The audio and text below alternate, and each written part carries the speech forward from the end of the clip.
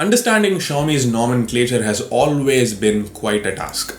But just when we thought Xiaomi was done with giving different names to the same device in different regions, they came up with the Redmi Note 7S, which is exactly the same as the Redmi Note 7 in China. I had actually bought it from China itself and posted speed tests and camera comparisons back in February.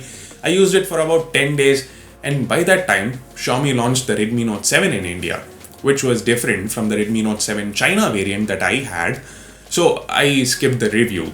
But now that it's available in India, I thought I'd use it for a few more days and share my experience with you. Let me quickly introduce myself. My name is Ashwin Sundar. This is Technology Jock. Kindly subscribe to the channel and hit the bell icon for more brutally honest reviews.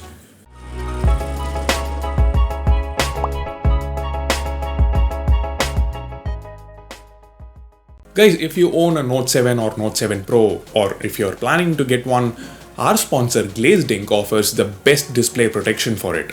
There is a full glow edge-to-edge glass, and then there's a real curved glass with actual 2.5D curved glass along the edges. Their real curved glass for the Poco F1 is the best in India right now, and they have introduced the same glass for the Note 7 and Note 7 Pro now. So you don't have to deal with that awkward gap on the sides, which you get from installing most other tempered glasses in the market. They have glasses for a lot of other phones as well, including the Galaxy A50 and M30. So check out Glazed Ink, link is in the description. You can use the promo code TJOCK to get 10% discount. Now forget that this phone is called Redmi Note 7 in China. Here on I'm just gonna call it Redmi Note 7S or just Note 7S, no confusions. Now this Redmi Note 7S, the Redmi Note 7 and the Redmi Note 7 Pro, all three phones share the exact same body, same design, same dimensions, same display. Basically the exterior is the same. Even the fingerprint scanner and the loudspeaker are the same. So here's a clip from my Redmi Note 7 Pro review explaining the build and design of the phone. The Redmi branding at the back. Speaking of the back, it kinda looks similar to most other phones in this price segment. As in, it follows the trend of sporting a gradient look, a reflective, colorful look like the Galaxy A50, M30, Honor 8X and so on. Of course, they all look slightly different from one another, but the core design choices are the same. And more importantly, Redmi has gone with a genuine glass back, while other phones in this segment have plastic backs that kinda look similar to glass backs. So extra points for Xiaomi here. Yes, glass means it's less durable, but it's not just any glass, it's Gorilla Glass 5, and it's definitely more scratch-proof than plastic. It is a bit slippery though. Anyway, the use of actual glass also means it's slightly on the heavier side. It weighs 186 grams. In hand, the Note 7 Pro feels okay. The entire back panel is flat. Most other phones tend to have slightly curved profiles near the edges, but on the Note 7 Pro, it's flat all the way to the end. Just the sides are curved. So definitely there's a bit of discomfort while using it, especially as a reviewer. I keep changing phones often, so I noticed it quite easily. But for a regular consumer, after a couple of weeks, it wouldn't matter at all. You'll easily get used to it. The button placements are perfect though, and the buttons themselves are clicky. They provide good feedback. The fingerprint scanner placement is also perfect. It's the old rear placement, but nonetheless it's very convenient. The scanner itself is super fast and accurate, probably the fastest in this segment. Everything about this phone feels very premium. Speaking of premium, Redmi has finally gone with Type-C for the Note 7 Pro. It's a welcome move. And just next to it we can find the loudspeaker, which is also really impressive. The treble is really good, so in videos, movies, TV shows, etc. the dialogues are very clear. Same while playing PUBG, and it's quite good for music as well. Of course, if you prefer using earphones or headphones, there's a 3.5mm headphone jack for that. Or if you prefer going wireless, the Note 7 Pro has support for the latest Bluetooth 5.0 as well.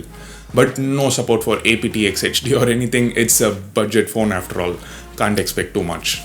Now there is some revival of the extinct going on at the top of the phone, because there is a headphone jack, and then there is also the infrared blaster, which lets you use the Note 7 Pro as a remote for your TV, AC and many other appliances. One thing I'm a little disappointed about is the lack of a dedicated micro SD slot, something that most Samsung budget phones offer. That said, you can use a hybrid SIM adapter to use two SIMs and a micro SD card at the same time. It costs just around 200 rupees or something. Check it out in the description. Now, two things. I had issues with the Note 7 Pro's earpiece. It was fine after an update, but on the Note 7s I had no issues. It was perfectly alright from day one. And number two, yes, I am not able to stream full HD content on Amazon Prime Video. It was fine on Netflix though. The streaming apps need to whitelist the device manually even if it has White Vinyl 1 certification. So let's finally talk about what's inside the phone, because that's where we can see a few changes. Quite a few changes from the Note 7 Pro actually, but very similar to the Note 7. It has the same Snapdragon 660 chip found on the likes of Redmi Note 7, Zenfone Max Pro M2 and so on. It's not underclocked or anything, you get 100% performance, and it was quite evident in my day-to-day usage. Everything from browsing the web to using the camera to using social media was absolutely fine.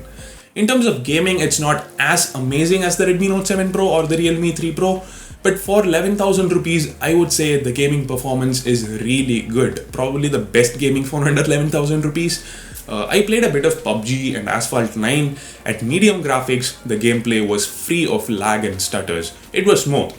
And guys, Snapdragon 660 chip is manufactured on the 14nm FinFET technology compared to 11nm tech that the 675 chip is manufactured on.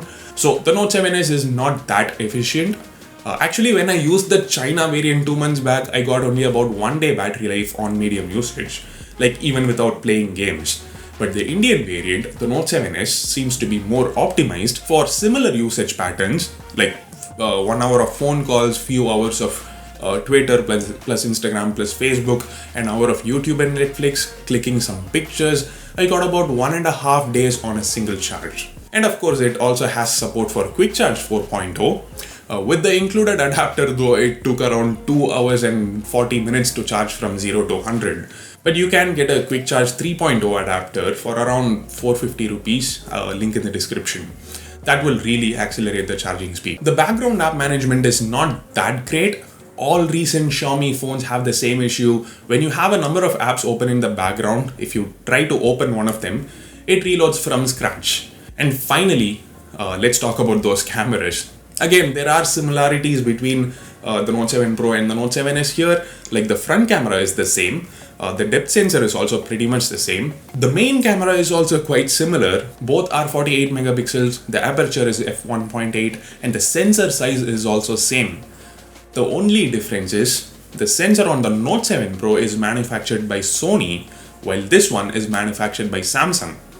A lot of people think the Sony sensor is much better than the Samsung sensor, but I did some research and testing and found some interesting results. Here's a video comparing the cameras on the Note 7s and the Note 7 Pro. Do watch it to find out the truth. Anyway, the images shot on the Note 7s have great detail levels and colors. The dynamic range is good. Even in low light, the image quality doesn't take a huge hit. We also have a night mode, which really helps in bringing out details from all parts of the image.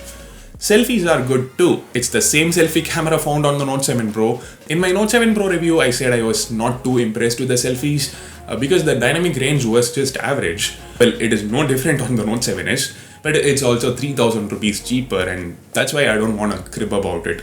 For 11,000 rupee phone, the selfie quality is good. The Note 7s is capable of shooting 1080p videos. Yep, there is no 4K, but the quality itself isn't bad.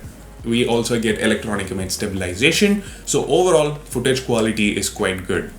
Another point to note, the portraits are really good. Excellent edge detection and background blur.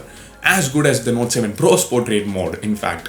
But on the Note 7s, we don't have those fancy features like bokeh effects, studio lighting effects, and so on. Next up, software. Right out of the box, the software experience is bad. There are certain things you need to do the first time you use the phone.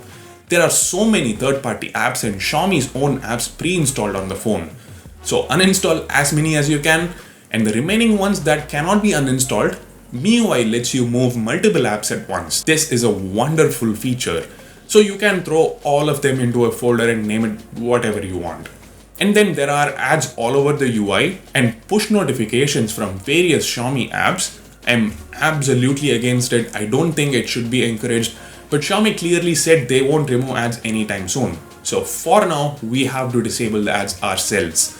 You gotta go inside each app, go to the app settings, navigate, and then turn off recommendations. Doing this for every single app is quite annoying, to be honest. But sadly, that's our only option right now. And now go to settings, apps, open each and every Xiaomi app and turn off notifications. Browser, App Store, Mi Store, themes, and so on. So once you're done with all this, MIUI feels much better. It's based on Android 9 Pie. It offers a fast and snappy experience overall. There are a bunch of useful features as well. Both fingerprint scanner and face unlock are super fast. So, time for verdict. The Note 7s comes in two variants. The 3GB RAM 32GB storage variant is 11,000 rupees and the 4GB RAM 64GB storage variant is 13,000 rupees. The whole segment is flooded with Xiaomi phones now. If you want 4GB RAM and 64GB storage, instead of spending 13,000 on this phone, spend an extra 1,000 and get the Note 7 Pro instead.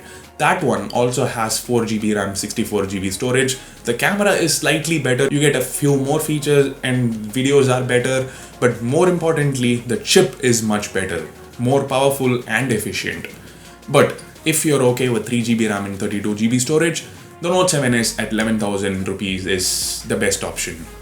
The camera is considerably better than the Note 7's camera, and trust me, in most cases, it's as good as the Note 7 Pro's camera. In case you don't care about camera performance, then the Note 7 at 10,000 rupees is the one for you. If you have any questions or doubts or queries regarding which phone to buy, please feel free to ask in the comment section. I'll reply as early as possible. Please don't forget to subscribe to Technology Jock and please press the bell icon as well. For the moment, this is Ashwin Sundar saying goodbye. Thanks for watching.